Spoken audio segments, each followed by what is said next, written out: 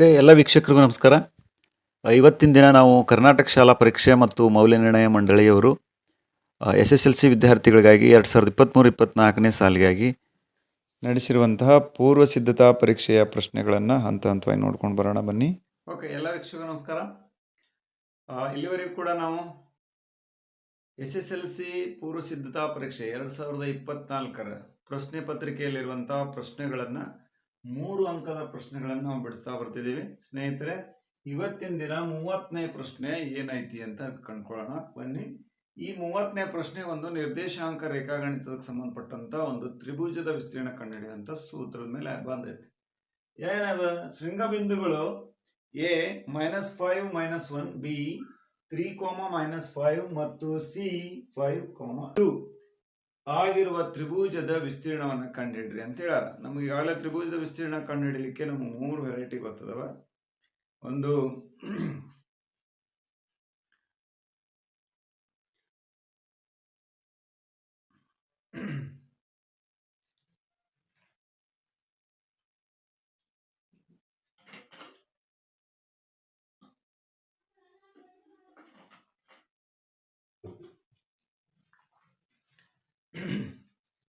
Okay, ಇಲ್ಲಿ ನಿರ್ದೇಶಾಂಕ ರೇಖಾಗಣಿತದೊಳಗ ಶೃಂಗಗಳ ಮೂಲಕ ನಾವು ತ್ರಿಭುಜ ವಿಸ್ತೀರ್ಣವನ್ನು ಕಂಡುಕೊಡ್ತೀವಿ. ಅದೇ ತರನಾಗಿ ಇಲ್ಲಿ ಏನ್ ಮಾಡಬೇಕು ಅನ್ನೋದನ್ನ ಬರ್ಕೊಳ್ಳೋಣ. ಮೊದಲು ದತ್ತಾಂಶವನ್ನು ಬರ್ಕೊಳ್ಳೋಣ. -5 -1, B ಏನೈತಿ 3, -5 ಐತಿ, C ಏನೈತಿ ಅಂದ್ರ 5, 2 ಐತಿ. ಹಂಗಾರೆ ಇಲ್ಲಿ ಏನು 3 ಬಿಂದುಗಳು ಏನನ್ನ ಸೂಚಿಸ್ತವು ಅಂದ್ರ x1 y1, x2 y2, x3 y3 ಅನ್ನು ಸೂಚಿಸ್ತವೆ. ಹಂಗಾರೆ x1 y1, x2 y2 ಮತ್ತು x3 y3 ಬಿಂದುಗಳಿರುವಂತಹ ತ್ರಿಭುಜದ ಒಂದು ಶೃಂಗಗಳಾಗಿರುವಂತಹ ವಿಸ್ತೀರ್ಣವನ್ನು ಹೇಗೆ ಕಂಡು ಹಿಡಿಬೇಕು ಅನ್ನುವಂಥ ಒಂದು ಸೂತ್ರ ಅದು. ಅದನ್ನ ನಾವು ಇದನ್ನ ಡಿನೋಟ್ ಮಾಡ್ಕೊಂಡ್ಬಿಡೋಣ. This is x1 y1, this is x2 y2, this is x3 y3 ಅಂತ ಹೇಳಿ. ಓಕೆ, ಸೂತ್ರ ಗೊತ್ತಿರಬೇಕು ನಮಗೆ. ಏನು? x1 y1, x2 y2, x3 y3 ಶೃಂಗಗಳಿರುವ ತ್ರಿಭುಜದ ವಿಸ್ತೀರ್ಣವನ್ನ ಕಂಡು ಹಿಡಿಯುವಂತ ಸೂತ್ರ ನಮ್ಗೆ ಗೊತ್ತದ. ನಿಮಗೆ ನಾನು ಸಾಕಷ್ಟು ಸಾರಿ ಹೇಳಿದೀನಿ. ಆ ಸೂತ್ರವನ್ನ ಹಾಗೆ ನಾವು ನೆನಪಿಡ್ತಾ ಹೋದ್ವಿ ಅಂದ್ರೆ ಕನ್ಫ್ಯೂಷನ್ ಸ್ಟಾರ್ಟ್ ಆಗ್ತೈತಿ. ನಾನು ಅದನ್ನು ಸುಲಭವಾದಂತ ವಿಧಾನದೊಳಗೆ ನಾನು ಬರೀಲಿಕ್ಕೆ ಹೇಳ್ಕೊಡ್ತೀನಿ. ಏನು? ತ್ರಿಭುಜದ ವಿಸ್ತೀರ್ಣ is equal to 1/2. It is common half. Okay, ಹಂಗಾರೆ ಇಲ್ಲೇನು ಮಾಡಬೇಕು ಅಂತಂದ್ರೆ x into bracket y minus y plus x into bracket y minus y plus x into bracket y minus y. ಇಷ್ಟು ನಮಗೆ ಸರಳಾಗಿ ಬರೀಲಿಕ್ಕೆ ಬರ್ತೈತಿ. ಇದನ್ನ ನೆನಪಿಡ್ಬೇಕು. ನಾನು ನೇರವಾದ ಸೂತ್ರವನ್ನ ಹಾಗೆ ನಾವು ಗಟ್ಟಿ ಹೊಡ್ಕೊಂತ ಹೋದ್ರೆ ಎಲ್ಲರೂ ಕನ್ಫ್ಯೂಷನ್ ಆಗ್ತೈತಿ. ಈ ವಿಧಾನ ಬಳಸಿ ನಮಗೆ ಇಲ್ಲಿ ಕನ್ಫ್ಯೂಷನ್. ಹಂಗಾರೆ ಇಲ್ಲಿ x2 y2 ಇಲ್ಲಿ ಯಾವ ರೀತಿ ಬಂದವಂದ್ರ 1 2 3 ಇಲ್ಲಿ ಸೈಕ್ಲಿಕ್ ಆರ್ಡರ್ ಒಳಗ ನಾವು ಬರಿತಾ ಹೋಗ್ಬೇಕು. ಏನು ನೋಡ್ ನಾ ಬರಿತೀನಿ 1 2 3. It means x1 into bracket y2 minus y3 ಅಂತ ಅರ್ಥ. ಪ್ಲಸ್ ಇಲ್ಲೇನ್ ಮಾಡ್ಬೇಕು? 1 ಲೆಫ್ಟ್ ಇಟ್ಬಿಡ್ಬೇಕು. ಇಲ್ಲಿಂದ 2 ದಿಂದ ಸ್ಟಾರ್ಟ್ 2 3 1 2 3 1. ನೆಕ್ಸ್ಟ್ 3 1 2 ನೋಡ್ರಿ, ರೆಡಿ ಆಯ್ತು ಸೂತ್ರ. ಬಹಳ ಸಿಂಪಲ್ ಆಗಿದೆ ಸ್ನೇಹಿತರೆ. ನಾವು ಅದನ್ನೇನು ಎಲ್ಲಿ ಹೇಳುವಂತ ಅವಶ್ಯಕತೆ ಇಲ್ಲ, ಬಟ್ ಬರೆಯೋದು ಅವಶ್ಯ ಐತಿ. ಹಾಗಾಗಿ ನಮ್ಗೆ ಬರೀಲಿಕ್ಕೆ ಚೆನ್ನಾಗಿ ಬಂದ್ರೆ ಲೆಕ್ಕವನ್ನು ಸರಳಾಗಿ ಮಾಡ್ಲಿಕ್ಕೆ ಬರುತ್ತೆ. ಏನು? Half into bracket x1 into bracket y2 minus y1 plus x2 into bracket y3 minus y1 plus x3 into bracket y1 minus y2 ಅಂತ. ಇದನ್ನ ಹಿಂಗೆ ನಾವೇನಾದ್ರೂ ಗಟ್ಟಿ ಹಿಡ್ಕೊಂಡು ಹೋದ್ವಿ ಅಂದ್ರೆ ನಮಗೆ ಕಷ್ಟ ಸಾಧ್ಯ ಆಗ್ತೈತಿ. ಆದ್ರಿಂದ ಬರೀಲಿ ಇರುವಂತ ಒಂದು ಕೆಲವೊಂದು ಟ್ರಿಕ್ ಗಳನ್ನ ಕಲ್ಕೊಂಡ್ರೆ ನಾವು ಈಸಿಯಾಗಿ ಬರೀಬಹುದು ಅಂತ. ಓಕೆ, ಇದ್ರೊಳಗೆ ಬೆಲೆಯನ್ನ ಆದೇಶ ಮಾಡೋಣ. x1 ಏನದ? -5 ಐತಿ. ಇಂಟು ಬ್ರಾಕೆಟ್ y2 ಏನೈತಿ? -5 ಐತಿ. ಓಕೆ, ಮೈನಸ್ y3 ಏನೈತಿ? 2 ಐತಿ. Okay, simple. Next plus x2 ಏನದ? 3 ಅದ. ಇಂಟು ಬ್ರಾಕೆಟ್ y3 2 ಅದ. ಮೈನಸ್ y1 ಏನದ? y1 ನೋಡ್ರಿ -1 ಅದ. ನಾವಿಲ್ಲಿ ಬರ್ಕೊಳ್ಳುವಾಗ ಇಂಟು ಬ್ರಾಕೆಟ್ -1 ಇದನ್ನ ನಾವು ಜಾಸ್ತಿ ತಪ್ಪೋದು. ಅದನ್ನ ಕ್ಲೀನ್ ಆಗಿ ನಾವು ಬರಿತಾ ಹೋಗ್ಬೇಕು. x3 5 ಅದ. Into bracket y1 -1, okay, -y2 -5 into bracket -5. ಈಗ ನಾವು ಸುಲಭವಾಗಿ ಇದನ್ನ ಸಂಕ್ಷಿಪ್ತಗೊಳಿಸಬೇಕು. ಏನ್ ಮಾಡಬೇಕು? 1/2 ಇದನ್ನ -5 ಹಾಗೆ ಇಡೋಣ. ಮೊದಲು ಬ್ರಾಕೆಟ್ ನೊಳಗಂದೆಲ್ಲ ತಕೊಂಡ್ಬಿಡೋಣ. -5 -2 ಏನ್ ಹೇಳ್ರಿ? -7. ಓಕೆ, ಪ್ಲಸ್ ಇದು ಕಂಪ್ಲೀಟ್ ಆಯ್ತು. ಪ್ಲಸ್ 3 ಇಂಟು ಬ್ರಾಕೆಟ್ ನೋಡ್ಲಿ, minus into minus plus. Okay, ಅಂದ್ರೆ ವ್ಯವಕಲಕದ ಚಿಹ್ನೆ ಅದ ಬದಲಾಗಬೇಕು ಅಂದ್ರೆ ಪ್ಲಸ್ ಆಗ್ತೈತಿ ಅಂತ ಅರ್ಥ. 2 + 1 3 ಪ್ಲಸ್ 5 ಇಂಟು ಬ್ರಾಕೆಟ್ ನೋಡ್ರಿ, ಮೈನಸ್ ಇಂಟು ಮೈನಸ್ ಪ್ಲಸ್ 5 5 +5 ಒಳಗೆ 1 ಹೋದ್ರೆ +4 ಬಂತು. Okay, is equal to half into bracket -5 into -7 minus into minus plus 5 7 35. Okay, plus 3 3 9 plus 5 4 20. ಈಗ ಹಾಫ್ ಇಂಟು ಬ್ರಾಕೆಟ್ ಕೂಡಿಸ್ತಾವನ್ನೆಲ್ಲ 35 20 55 55 64. ಓಕೆ, ನಾನು ಇಲ್ಲೇ ಮಾಡ್ತಿದ್ದೀನಿ. ಹಾಫ್ ಇಂಟು 64 ಅಂದ್ರೆ 2 1 2 3 2 32 ಮಾನಗಳು ಅಂತ ಬರೀಬೇಕು. ಇದಕ್ಕೆ ಯಾವುದು ಸೆಂಟಿಮೀಟರು, ಮೀಟರು, ಕಿಲೋಮೀಟರ್ ಇರಲ್ಲ. ಹಾಗೆ 32 ಮಾನಗಳು ಅಂತ ಬರೀಬೇಕು. ಈ ರೀತಿ ನಾವು ಪ್ರಶ್ನೆ ಏನು ಸೂತ್ರವನ್ನ ಸರಳವಾಗಿ ನಾವು ಬರಿತಾ ಹೋದ್ವಿ ಅಂದ್ರೆ ಇಲ್ಲಿ ಬರ್ಕೊಳ್ಳುವಾಗ ಮತ್ತು ಇಲ್ಲಿ ಗಣನೆಗೆ ತೆಗೆದುಕೊಳ್ಬೇಕಾದ್ರೆ ಪ್ಲಸ್ ಮತ್ತು ಮೈನಸ್ ಮೂಲ ಕ್ರಿಯೆಗಳನ್ನು ಮಾಡುವಲ್ಲಿ ಸಾಕಷ್ಟು ವಿದ್ಯಾರ್ಥಿಗಳು ಎಡುತ್ತೇವೆ ನಾವು. ಹಾಗಾಗಿ ಇಲ್ಲಿ ಒಂದು ಕೀನಾಗಿ ಒಂದ್ ಸ್ವಲ್ಪ ಲಕ್ಷ್ಯ ಕೊಟ್ಟು ಮಾಡ್ತಾ ಹೋದ್ವಿ ಅಂದ್ರೆ ನಾವು ಸುಲಭವಾಗಿ 3 ಅಂಕಗಳನ್ನು ತೆಗಿಬಹುದು. ಓಕೆ ಸ್ನೇಹಿತರೆ, ಇದೇ ಪ್ರಶ್ನೆ ಮೇಲೆನೆ ಒಂದು ಅಥವಾ ಪ್ರಶ್ನೆ ಐತಿ, ಏನೈತಿ ಅಂತ ಗಮನಿಸೋಣ. ಅದೇ ಪ್ರಶ್ನೆಗೆ ಅಥವಾ ಪ್ರಶ್ನೆ ಐತಿ, ಏನೈತಿ ಅಂತ ಗಮನಿಸೋಣ. ಎ ಬಿಂದು -1, -2, ಬಿ 1, 0, ಸಿ -1, 2 ಮತ್ತು ಡಿ -3, 0 ಒಂದು ಚೌಕದ ಶೃಂಗಗಳಾಗ್ಯವೆ. ಇವೆಲ್ಲ ಚೌಕಗಳ ಶೃಂಗಗಳಾಗ್ಯಾವು. ಚೌಕದ ಚಿತ್ರದಲ್ಲಿ ತೋರಿಸಿರುವಂತೆ ಎಸಿ ಮತ್ತು ಬಿಡಿ ಕರ್ಣಗಳು ಕರ್ಣಗಳಾಗ್ಯವು ಓ ಬಿಂದುವಿನಲ್ಲಿ ಛೇದಿಸಿದವು. ಹಾಗಾದರೆ ಕರ್ಣಗಳ ಉದ್ದವನ್ನು ಹಾಗೂ ಓ ಬಿಂದು ನಿರ್ದೇಶಾಂಕವನ್ನು ಕಂಡುಹಿಡಿಯಿರಿ ಅಂತ ಹೇಳಾರ. ಇಲ್ಲಿ 2 ಲೆಕ್ಕಗಳು.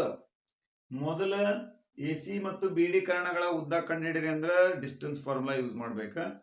ನೆಕ್ಸ್ಟ್ ಓ ಬಿಂದುವಿನಲ್ಲಿ ಛೇದಿಸಿದ ಹಾಗಾದ್ರೆ ಕರ್ಣಗಳ ಉದ್ದವನ್ನು ಓ ಬಿಂದುವಿನಲ್ಲಿ ನಿರ್ದೇಶಾಂಕವನ್ನು ಕಂಡುಹಿಡಿಯಿರಿ ಅಂದ್ರೆ ಎಸಿಯ ಮತ್ತು ಬಿಡಿಯ ಮಧ್ಯ ಬಿಂದು ಓ ಆಗೈತಿ. ಹಾಗಾಗಿ ಇಲ್ಲಿ ಅವೆರಡು ಕರ್ಣಗಳ ಮಧ್ಯ ಬಿಂದುವನ್ನು ಕಂಡುಹಿಡಬೇಕು. ಇಲ್ಲಿ 2 ಲೆಕ್ಕಗಳು ಮಾಡ್ಬೇಕು ನಾವು. ಓಕೆ, ಮೊದಲು ನಾವು ಏನು AC Karna ಎಸಿಯ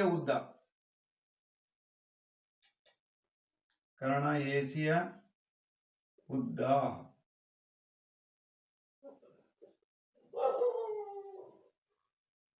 is equal to ನಮಗ್ ಗೊತ್ತೈತಿ ಏನು, ಇಲ್ಲ ಎಸಿ ಅಂತಂದಾಗ ಎ ಅಂದ್ರೆ ಏನಾಗಿರ್ತೈತಿ, -1, -2 it means x1 y1. Okay, C ಬಿಂದು -2 and plus -1 plus 2 this means x2 y2 ಅಂತ ಅರ್ಥ. ಓಕೆ, ಹಂಗಾರೆ ಇಲ್ಲಿ ನೋಡ್ರಿ ಸ್ಕ್ವೇರ್ ರೂಟ್ ಆಫ್ ನಮ್ಗೆ ಸೂತ್ರ ಗೊತ್ತೈತಿ, distance formula x2 - x1 whole square plus y2 - y1 whole square ಅಂತ. ಬೆಲೆನ ಆದೇಶ ಮಾಡೋಣ. ಸ್ಕ್ವೇರ್ ರೂಟ್ ಆಫ್ x2 ಅಂತಂದ್ರೆ -1. ಓಕೆ, ನೆಕ್ಸ್ಟ್ x1 ಅಂದ್ರೆ -1 minus into bracket -1 whole square plus y2 2 y1 minus into bracket -2 whole square is equal to square root of -1 minus into minus plus 1 -1 0 square it means 0 plus 2 minus into minus plus 2 plus 2 4 square it means 16. Therefore square root of 16 is equal to ಎಷ್ಟು ಬರುತ್ತೆ ಹೇಳ್ರಿ, 4 ಮಾನಗಳು. Okay, ಹಂಗಾರೆ ಮುಂದೆ ನಾನೇನ್ ಮಾಡ್ತೀನಿ, ಇನ್ನೊಂದು same ಬರುತ್ತೆ, 4 ಮಾನಗಳು ಬರುತ್ತೆ. ಯಾವ್ದ್ರಿ, ಬಿಡಿನೂ ಕೂಡ 4 ಮಾನಗಳು ಬರ್ತವೆ. ಯಾಕಂದ್ರೆ ಚೌಕದ ಕರ್ಣಗಳು ಪರಸ್ಪರ ಅರ್ಧಿಸುತ್ತವೆ, ಜೊತೆಗೆ ಸಮನಾಗಿರುತ್ತವೆ. ಹೇಗೆ 4 ಭಾಗಗಳು ಸಮನಾಗಿರ್ತವೆ, ಕರ್ಣಗಳು 2 ಕೂಡ ಸಮನಾಗಿರುತ್ತವು ಅಂತ ಹೇಳ್ತೀವಿ. ಅದು ಪರಸ್ಪರ ಅರ್ಧಿಸ್ತವ ಅಂತ ಹೇಳ್ತೀವಿ. ಕಂಡುಹಿಡಿಯೋಣ ಆದ್ರೂ ನಾವು ಏನು, ಇಲ್ಲಿ ಏನು, ಬಿಡಿ ಕರ್ಣ, ಬಿಡಿಯ ಉದ್ದ is equal to square root of, ಇಲ್ಲಿ ಬಿಡಿ ಅಂದ್ರ ಬಿ ಬಿಂದು ಎಲ್ಲೈತಿ ಹೇಳ್ರಿ, 1 0, it is x1 y1. D ಬಿಂದು ಐತಿ -3, 0, ಇಟ್ ಈಸ್ x2 y2 ಅಂತ ಅರ್ಥ. ಇಲ್ಲಿ ಫಾರ್ಮುಲಾ ಗೊತ್ತೈತಿ ನಮ್ಗ, x2 - x1 whole square plus y2 - y1 whole square ಅಂತ ಗೊತ್ತೈತಿ. ಬೆಲೆನ ಆದೇಶ ಮಾಡ್ರಿ, square root of x2 means -3, okay, into minus x1 means 1 whole square plus y2 0 minus y1 0 whole square is equal to square root of -3 - 1, it means -4, -4 square 16 plus 0. Therefore, it is also 4 ಮಾನಗಳು. ನಾನು ಆಗ್ಲೇ ಹೇಳಿದೆ, ಒಂದು ಚೌಕದಲ್ಲಿ ಕರ್ಣಗಳು ಪರಸ್ಪರ ಅರ್ಧಿಸುವುದ್ರ ಜೊತೆಗೆ ಸಮನಾಗಿರುತ್ತವೆ ಅಂತ, ಸಮನಾಗಿ ಬರಲೇಬೇಕು. ಈಗ ನೋಡ್ರಿ, ನಮಗ ಇನ್ನೊಂದು ಗೊತ್ತಾಗ್ಬೇಕು, ಇಲ್ಲ ಸ್ವಲ್ಪ ಸ್ಥಳದ ಅಭಾವದಿಂದ ಮುಂದೇನ್ ಕಂಡುಹಿಡಿಯಾರ, ಬಿಡಿ ಕರ್ಣಗಳು ಆತು ಓ ಬಿಂದುವಿನಲ್ಲಿ ಛೇದಿಸುವೆ. ಹಾಗಾದರೆ ಕರ್ಣಗಳ ಉದ್ದವನ್ನು ಹಾಗೂ ಓ ಬಿಂದುವಿನ ನಿರ್ದೇಶಾಂಕ ಕಂಡುಹಿಡಿಯಬೇಕಾಗಿದೆ. ಓ ಅನ್ನೋದು ಎಬಿ ಮತ್ತು ಎಸಿ ಮತ್ತು ಬಿಡಿಯ ಮಧ್ಯ ಬಿಂದು ಆಗಿರೋದ್ರಿಂದ ಯಾವ್ದಾದ್ರು ಒಂದು ಮಧ್ಯ ಬಿಂದು ತಗೊಂಡ್ರೆ ಸಾಕು ನಮ್ಗೆ. ಓಕೆ, ಹಾಗಾದ್ರೆ ಇಲ್ಲಿ ನಾನು ಎಸಿ ಅನ್ನ ತಗೊಂಡಿದ್ದೀನಿ, ಎಸಿಯ ಮಧ್ಯ ಬಿಂದು ಓ ಆಗಿದೆ. ದೇರ್ಫೋರ್ ಹಂಗಾರೆ ಇಲ್ಲಿ ಓ ಆಗೈತಿ, ಎಸಿ ಅಂತಂದ್ರ ಎ ಅಂತಂದ್ರ -1 -2 ಅಂದ್ರ ಇಟ್ ಮೀನ್ಸ್ x1 y1 ಅಂತ ಅರ್ಥ. ಸಿ ಬಿಂದು ಏನೈತಿ ನೋಡ್ರಿ, -1 2 ಅಂತ ಐತಿ, ಇಟ್ ಈಸ್ x2 y2 ಅಂತ ಅರ್ಥ. ನಮಗ ಮಧ್ಯ ಬಿಂದು ಕಂಡುಹಿಡಿಯುವಂತ ಫಾರ್ಮುಲಾ ಗೊತ್ತೈತಿ, ಏನು, ಮಧ್ಯ ಬಿಂದು is equal to x1 plus x2 divided by 2, y1 plus y2 divided by 2. ಬಹಳ ಸಿಂಪಲ್ ಆಗಿದೆ. ಹಾಗಾಗಿ ನಾನು ಬರಿತೀನಿ, ಓ ಮಧ್ಯ ಬಿಂದು is equal to x1 plus x2 divided by 2, y1 plus y2 divided by 2. ಈ ಫಾರ್ಮುಲಾ ಮಧ್ಯ ಬಿಂದು ಫಾರ್ಮುಲಾ ಅಂತ ಕರಿತೀವಿ ಇದಕ್ಕೆ. ಅದೇ ನಿರ್ದಿಷ್ಟ ಅನುಪಾತದಲ್ಲಿ ಭಾಗಿಸುವಂತ ಭಾಗ ಪ್ರಮಾಣ ಸೂತ್ರ ಬೇರೆ, ಮಧ್ಯ ಬಿಂದು ಸೂತ್ರ ಬೇರೆ. ಓಕೆ, ಹಂಗಾರೆ ಇಲ್ಲಿ ಸೂತ್ರವನ್ನ ಆದೇಶ ಮಾಡ್ರಿ, x1 plus x2 -1 plus -1 plus -1 divided by 2,